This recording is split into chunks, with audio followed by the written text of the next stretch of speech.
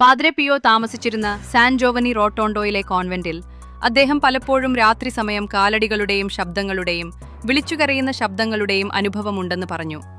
ആദ്യത്തിൽ സഹോദരങ്ങൾ ഇതെല്ലാം ഭ്രമമാണെന്ന് കരുതി. പക്ഷേ പാദ്രെ പിയോ പറഞ്ഞു, ഇവർ ജീവനുള്ളവരല്ല, പർഗട്ടറിയിൽ കഷ്ടപ്പെടുന്ന ആത്മാക്കളാണ്. ആത്മാക്കൾ വന്നതെന്തിനാണ്? അവർ വന്നതൊരു ആവശ്യത്തോടെയായിരുന്നു. ഞങ്ങൾക്ക് വേണ്ടി പ്രാർത്ഥിക്കൂ, ഞങ്ങൾക്ക് വേണ്ടി കുർബാന അർപ്പിക്കൂ. പാദ്രെ പിയോ പ്രത്യേകിച്ച് കുർബാന, ജപമാല, ത്യാഗങ്ങൾ, ഉപവാസം ഇവയെല്ലാം ആ ആത്മാക്കൾക്കായി അർപ്പിച്ചു.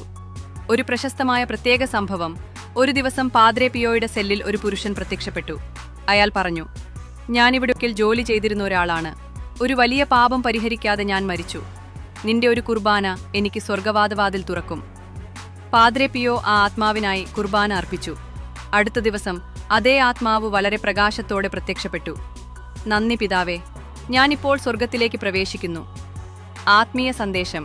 ഈ സംഭവങ്ങൾ നമ്മെ പഠിപ്പിക്കുന്നത്: 1. മരണമെല്ലാം അവസാനിപ്പിക്കുന്നില്ല.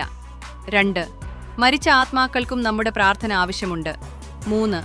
ഒരു കുർബാന, ഒരു ജപമാല പോലും ആത്മാക്കളെ സ്വർഗത്തിലേക്ക് എത്തിക്കാം. 4. വിശുദ്ധർ ജീവനുള്ളവരെയും മരിച്ചവരെയും ബന്ധിപ്പിക്കുന്ന പാലങ്ങളാണ്.